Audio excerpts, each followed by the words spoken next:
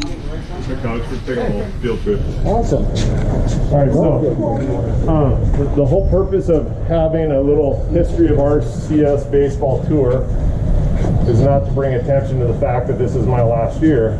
The goal is to realize the tradition that's here that represents the uniform that you wear, how you're a part of it, and as you set goals for the future, what it takes to perhaps see a 2020 whatever number go up on a banner. What does it take to get there? Now for you seniors, you say, well, what's the purpose of us being on this tour? Again, your contribution over the last 4 years has been equally important to establishing our program. The strength of what you guys bring, you've been teammates with some of these guys whose banners are up there, whose pictures you'll see on the wall. You guys were underclassmen when maybe they were upperclassmen. You were part of what pushed them to be better. You maybe threw batting practice to them. You maybe caught a bullpen. You maybe did something that helped them along the way. And so everybody has their own journey as far as getting to whatever the end goal is. Everybody has their own journey this year, right? Some of you have played a lot. Some of you have played very little. I want to recognize the value of everybody on this team, because when you look at the pictures that you're going to see later today, you're not going to know who the starting whoever was. It's a team that's up there, and they're all champions. This is a team of 2021, and we're all equally members, a part of this team, regardless of our role. And whether your role was helping push a guy in practice, encouraging a guy in a game, that's an equally valuable contribution to the team. So that's what I want you to recognize. But since I have been here longer than anybody in RCS baseball, it might be interesting to find out where we started and how we got to some of the things that we've accomplished along the way. So when we go in here, like I said, don't be distracted by basketball. We're going to look at, first of all, league champions for baseball on the wall, section champions for baseball on the wall, and they're on the banners that are on the far side of the wall. Okay, so let's walk in here. So if you look at the banners, we have every sport league champions along the bottom. Every sport, if they've won a league championship, they're listed there. So 1, 2, 3, 4, 5, 6, 7. The seventh one from, if you're counting from left to right. You see baseball league champions? What was the first year? 1977. I wasn't there. Okay, I wasn't there. Okay. 2002. That was the first league championship that I had the privilege of being able to coach. That was really the first time that we'd been a part of an established league with more than 4 teams and a very competitive league, and we were always looking up at the competition. For years and years, we got beat by this school called Menlo, and they won the league every single year. I was in the league from when I entered in 1995 to 3 years till I left in 2006. When we left Central Coast Section, Menlo won the league championship every single year except 2002, we were co-champions, right? So we split with them. They declared us co-champions. Okay? 2010, 2015, 2017, 2018. Those are all league champions. Okay? If you move directly up, you see the baseball section champions. How many have we won? 4. 2010, 2011. 2017, 2018. Which team was AJ Venegas on? 2010 only. 2010 only. Okay. 2010, 2011, back to back, 2017 to 18. Okay. So you can kind of see that was when we were in the North Coast section. We didn't move to the North Coast section until about 2009. 2009. That was the first time we moved to the North Coast section. Okay? And here we have our banners banners. 2009, what does it say? Second. We got to play the Coliseum. Lost a 1-run ball game. There's another more championship game in the Coliseum. And we lost a tough game, a 1-run ball game. And then we have baseball 2010, 2011, the back-to-back, and then 217, 280. So they award you those pennants that go up in the gymnasium from the North Coast section if you win a section championship. You notice the division in 2018. What division does it say? Division 4. They bumped us up a division because of our string of success for the 3 years prior to that. And so now, right now, currently, if we had section playoffs this year, we'd be in Division 4 because of the success of those teams. And that may not be the case next year. Maybe we don't know yet. Coach, is that the same thing that happened for 2011? You moved up from, why is that Division 3? That's 5. Oh, that's a different sport. Soccer. Okay, got it. All right. All right. So those are all, since we've been in North Coast section, those are all the sports that have won a section, first or second place since we've been in North Coast section. All right. Okay. So we're going to head down the hallway and look at some of the pictures of those teams. And we'll talk a little bit about those teams and what went into those teams. We're going down the hallway to where all the team photos are, and everybody that's won a section championship, their photo stays up all the time. All right, let's head. Okay, so if you look at the wall here, we have the 2010 and 11 teams. Okay, so notice it says we were #1 ranked in Division 5 in all of California for Division 5. So they ranked us at the end of the year. We didn't actually play for a state championship, but they ranked us at the end of the year. Before, like I said, AJ Venegas is there on the left. Andre Davis, who he said he's going to come today, on the right, big tall guy, all right, who pitched for the White Sox. Andre Davis,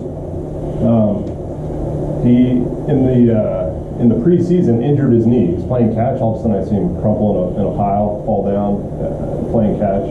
He slipped, tore a tendon in his knee, and missed the whole season. Now, that wasn't the only time he was there. He didn't show up for the picture of the incidents. He was at every single practice, every single game. He didn't miss a single time, even though he had to have surgery and miss a bunch of time. He was with the team. Right before the 2010 championship game, he got cleared by the doctor to go ahead and begin to take some swings. All right, you can go do some baseball activity. So I'm watching him in the outfield, and all of a sudden I see Andre Davis in a pile again, crumpled on the ground. His knee tendon popped, the surgically repaired knee tendon pops again as he's swinging a bat at the very end of the season before the championship game. And he's done. Has to have surgery again in the off season. Okay? So then we go here to 2011, where you look at it, you look at the faces. Do those guys look pretty young? Yeah. Okay, so if we looked at our infield that year, so this guy holding this, he was a senior. Andre was a senior. The guy to the right, Daniel Jensen, was a senior. No, Danny Jensen was a junior. Danny Jensen was a junior, right. We only had 2 seniors. Okay, like this year, 2 seniors. That's right. Okay, freshman third baseman. Okay, freshman. Freshman shortstop. JD's a freshman. Sophomore catcher, right there. Played in college. We had a freshman in left field. Corden was a freshman? Marco? Corden was a freshman. Yeah, Corden played the tall guy in the middle there. He was a freshman at third base. Mm-hmm. And actually Justin Zwan, that's Matt's brother, was a freshman at second base. So we're in the middle of the season, and Andre Davis is pitching. We always feel good when Andre Davis pitches. Guy blows it. He's good. He's 6'5", left-handed. All right, we make 9 errors behind him. 9 errors behind him, and we lose like 12-1. It was one of the worst games I've ever coached. Okay, and here we are at the end of the season holding the banner. We won the very last league game of the year against College Prep to get into the playoffs because we had to have a 500 record. We had to win that last league game. We get into the playoffs, and we get in as an 8 seed in the tournament, 8 out of 16. So what happens? We 8-9. That's the first round. We win a 1-run ball game again against College Prep. Okay. So who do you play next? The 1. 8 plays 1. We travel north and we go play St. Vincent in Petaluma. Okay. We knock off the 1 seed. Okay. These guys are starting to believe in themselves. I remember asking them a conversation. I said, seniors, go talk to the team and ask what these goofy group of freshmen, what they want for the season. And last year was 2010, right? We just won the section championship. Seniors come back to me. They say, Coach, we want to win another section championship. And I kind of laughed. So really, we haven't practiced like we want to win a section championship. We haven't shown that we've done anything that's worthy of being competitive at a section championship. But the guys talked among themselves, and mostly freshmen and sophomores. Hey, we want to repeat. Okay, and suddenly the mentality changed. Instead of the goof-offs going on, they realized, I said, well, if we want to make playoffs, to win a section championship, you got to make playoffs. And right now, we're not even 500. So we get on a little run and play well at the end of the season. We get into the tournament. You get in the tournament, you have a chance, right? 8 seed. All right? We go to St. Joe's in the semifinals, and that's where you have the play, right? The play where we talk about the first and third, where Andre Davis goes, and it's early break, right? Early break, what are you supposed to do? Getting a rundown. Getting a rundown. He stops feet from second base, like from me to Ralph, maybe a little farther, and he just stops, and he waits for the pitcher to do something. The pitcher looks at him. I should ignore him. It's 2 outs. It's 2 strikes on the batter. I should ignore him. Chucks it into the center field. Run scores. That's the tie-in. That's a go-ahead run. That is the go-ahead run. What happens on the next pitch? Strike 3. Inning over. Okay, because the pitcher had 2 strikes on the batter. Could have been out of it. Could have ignored him. Okay. Instead, we're up 1. We win that game. Bringing on Andre to make sure, and we win. We win that game. Okay. So now we're going to the championship game. And I have a picture on my credit card, and it's a dog pile, and it's a dog pile at home plate. All right, why is it a dog pile at home plate rather than the pitcher's mound? Walk-off, right, in extra innings. Okay, we beat their top pitcher, Spencer Linney. They've got a guy who's going to Stanford. We beat their guy who's going to Stanford with this ragtag group. Okay, with exception of Andre, no offense, Andre. Okay. So, but guys started to believe. That's the thing about baseball. Guys get hot at the right time, and now you had a chance. So 2011, with a 500 record, we win a back-to-back section championship. The guys that were on, all the seniors, we had 8 or 9 seniors on 2010. None of them could believe it. So how in the world did we do that? Well, a group of guys came together and believed at the right time, and were able to accomplish pretty incredible things, considering the talent that was on the team. Okay. So then we slide over here, and we have 2017. Okay, we see a lot of familiar faces. Okay, see Coach Dahl, Coach Seiki, Matt Swan. Okay, he's a sophomore catcher at the time. 4-year starter. Okay, you have, again, a group of guys. Alex Williams, obviously, the ace. You got the tall left-hander in the middle. Robert Bush was a really good number 2 starter.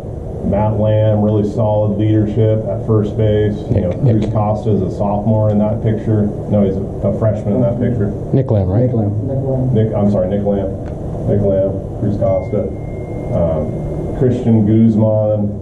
Again, just a strike thrower, come in, help out whenever you need. Okay. Again, a team that won in Division 5, had a really great record. Ended up beating Athenian in the championship game for a 3rd time of the season. Every game was close, and we ended up winning 3-1 ball game. Alex Williams was on his last batter when we recorded the final out with runners on base. And so, we hang on and win a close one, all right? So now they bump us up to Division 4 because we had a string of success going deep in the playoffs. 2014 15, we were semifinalists. 2016, were we semifinalists? Quarter, I think. Quarterfinalists. Yeah. And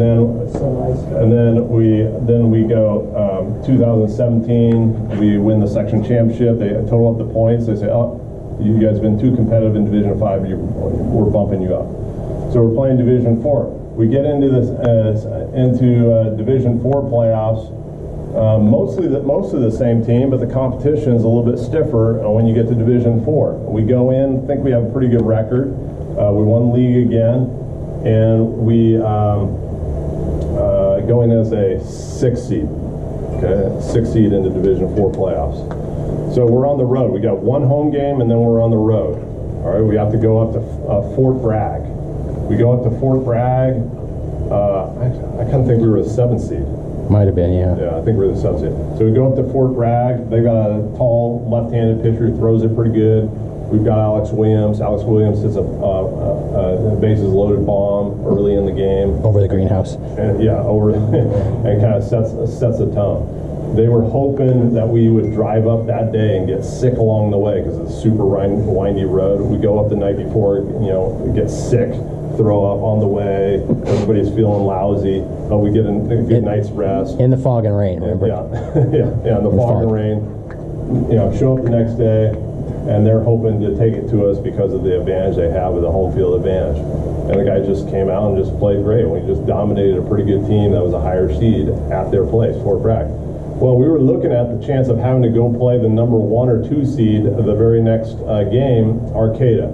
St. Mary's out of Berkeley does us a favor and knocks them off. All right, because they knocked them off, they were like a 10 seed beating a 2, I think. Now we get to host at the ballpark. 14-inning ball game. Coldest game I've ever been at the ballpark.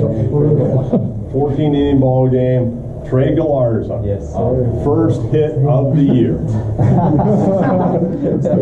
Just walk-off fashion. All right. He goes in because the guy who's playing left field, our starter, Keith Collier, pulled a quad and couldn't play left field any longer.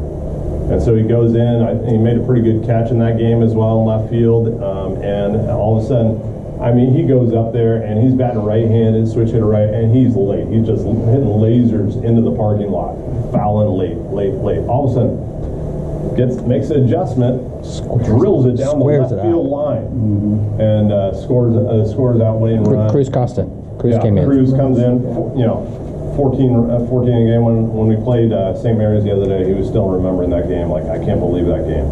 It was 1-0, right? Something like that. It was, yeah. I've got it up online if you guys ever want to watch it. 1-0, 2-1, 1-run ball game, walk off in 14 innings. How long was that game? So went forever. So you can kind of see, if you remember the story I told in 2011, how we had the first and third play, that was the semifinals. That gets us in. Similar kind of game, just unbelievable game. Could have gone the either way. Either the losing team is just devastated if you don't get there. We get it in. Well, we've only got Alex in the championship game for 4 innings. So we start the lefty, Luke Lubker, and Luke we get an early lead, and we get him through 3 innings, and time to go to Alex to finish out the 4 innings. You think, all right, boom, he's first 3, he's solid, nails. Last inning, it's always interesting, right? An error, hit. We're playing Piedmont, by the way. Playing Piedmont. Who had studs. And we got beat soundly by them early in the year, and we went to their place. We weren't really competitive. They get a couple hits, an error. Next thing you know, they have the go-ahead run at second base, the tying run at third base, and 2 outs. Alex strikes him out for the final inning. He got those 2 strikeouts for the last 2 outs were strikeouts against their 3 and 4 hitter. Yeah. It's like, all right, I'm not going to throw another fastball. Slider. Oh, he put the team on his back and carried him across the finish line. And so it was like it could have gone either way, right? 1 hit, they win. We get the final out. We go crazy. We celebrate 2 in a row. Okay, but to get us there, a guy who comes off the bench, who hasn't hit all year, gets a clutch hit because took his time seriously during practice enough and had enough confidence in himself that he could come through in a moment. And so anytime you have a championship, it's not riding the back of one guy. In 2009, right, when we played at the Coliseum, Okay, we made too many mistakes. We had AJ Venegas on the hill, and we didn't win that ball game. Okay, because we made too many mistakes. It takes a team. It takes guys contributing. And so when you look at these teams, we don't have many guys that are continuing to play at the next level. Okay, it's a bunch of guys that took their job seriously, took their high school experience seriously, put in the work and practice, and made a lasting memory for a lifetime. These guys are always going to remember that experience. So I show you these things not to bring recognition to any one person or myself as a coach.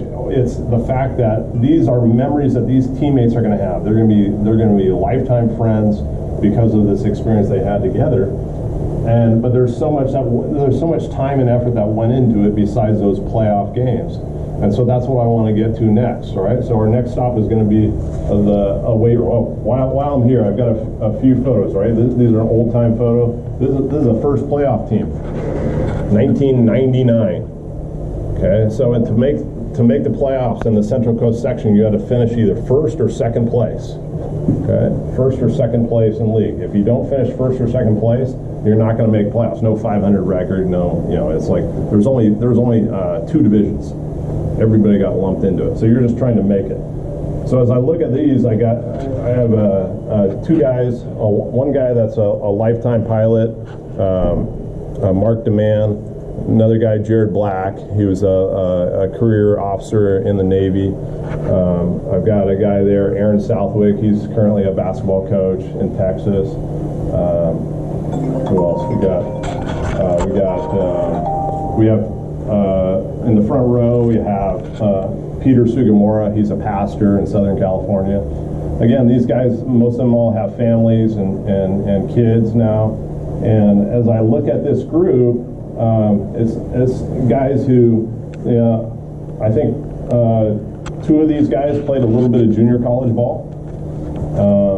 But that wasn't what it was about. All right, they took their high school experience seriously. They took their academics seriously. They took their Christianity seriously, and they become really solid citizens. And so that's a memorable team there. Remember this guy's in the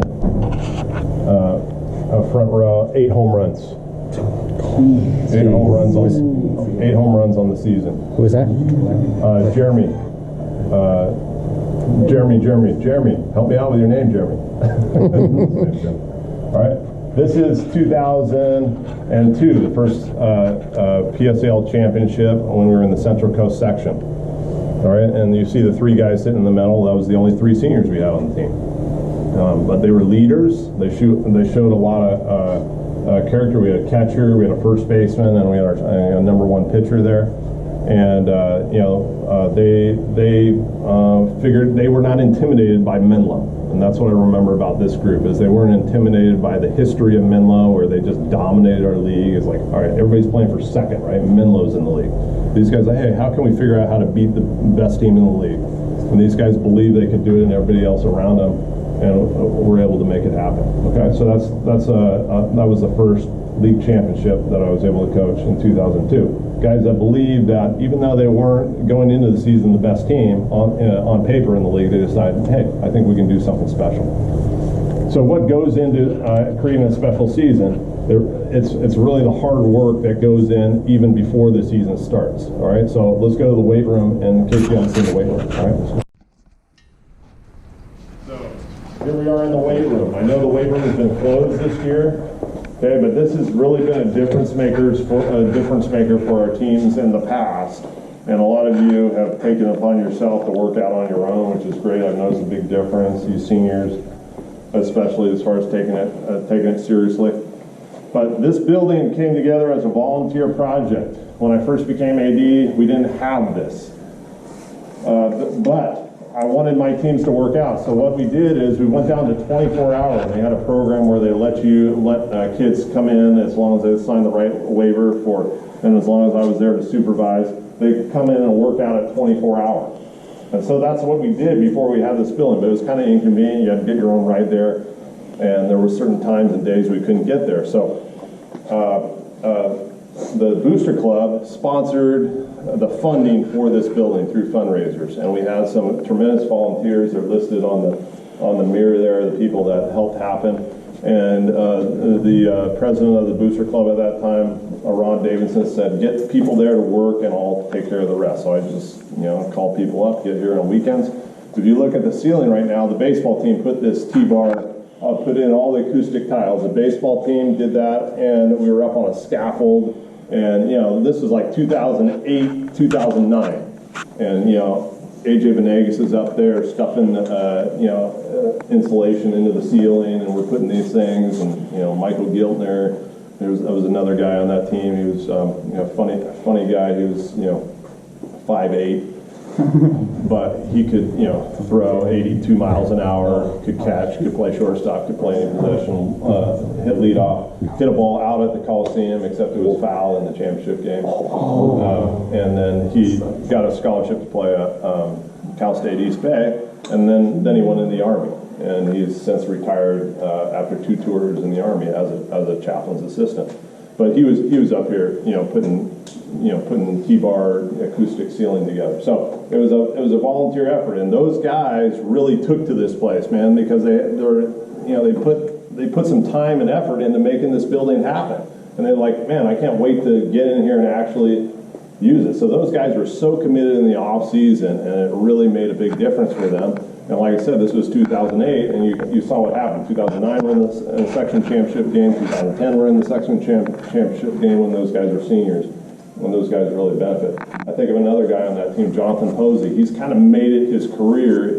He's a personal trainer at the college level. He went to Azusa Pacific, and he really got turned, his motivation, his kind of, flavor for lifting and getting stronger happened here in this weight room, and he turned into a career. So this is a super valued building. So you think about, next year, you got to think about, all right, how do I get in here when it's open? Who do I need to talk to help sponsor me, a faculty supervisor that'll be in here with us, and we as a group figure out how to make it happen in the off season. Coach Seiki can't be here all the time. He's not an on-campus guy, but there's a lot of people that can help you out if you just ask. And so you take the initiative upon yourself. The other thing that that you've all seen is the batting cage. Right, that batting cage didn't just happen. It happened with a volunteer effort, kind of like this. And I have pictures to prove it where guys on the baseball team were actually rolling out that carpet. It actually came with a bunch of rubber already. Remember that, Coach? We picked it up. Coach and I picked it up out in Danville. It's the old Sycamore Valley Park turf. Yeah, it was loaded with rubber, and we're so heavy, taking it a foot at a time, trying to get the rubber out so we could actually move the stuff. And so then we laid all the rock down, and Mr. Beck, who's a board member, helped us out getting all the rock there. We laid that thing out, and now we have, and the reason we did that is because when it rained, it was like mud bog, all right? We couldn't hit at all. So now we have a perfect place. As long as it's not raining, you got a place to hit. So that cage continues to be something that in the off season, hey, this is how we get together, we continue to hit, we continue to work. And that's what I remember about those teams whose names are on the wall in there, is they took advantage of the off season, did the little things to get better, whether it's summer, whether it's fall, whatever your off season is. I know some of you guys are multi-sport guys. Those guys were multi-sport guys. Alex Williams played basketball every year, all right? But it didn't stop him from getting in the work for baseball along the side for what he was most serious about, okay? So anyway, that's kind of the history of RCS as I think back and all the times, and I see a lot of good things, and I appreciate everybody and what you brought to this team, even in this very difficult year. When I think about how many times we've worked out this year as a group, this is going to be a special year for me because you guys didn't have playoffs, you didn't have league championship to play for, but yet you still worked like it mattered, and you continue to set goals for yourself. So I think when hopefully it's aspirational, meaning there's a goal out there for you those of you who still have eligibility of how can we again accomplish some great things as a team. And like I said, it doesn't have to be a bunch of superstars. Okay, it just takes guys working together, getting hot at the right time, and that's baseball. Believing that you can accomplish great things, have that mindset is why we talk about it so much. All right, so hopefully that's helpful to you to understand kind of you know, what you represent now as a member of this team. And we're going to have an alumni game on Saturday. You're going to see a lot of those guys who, man, when they look back at their high school career, it's one of the biggest highlights of their experience in high school, just playing together. And it's short, guys. It's going to end just like that. So enjoy it and make the most of it while you're here. All right? All right, let's head out to practice.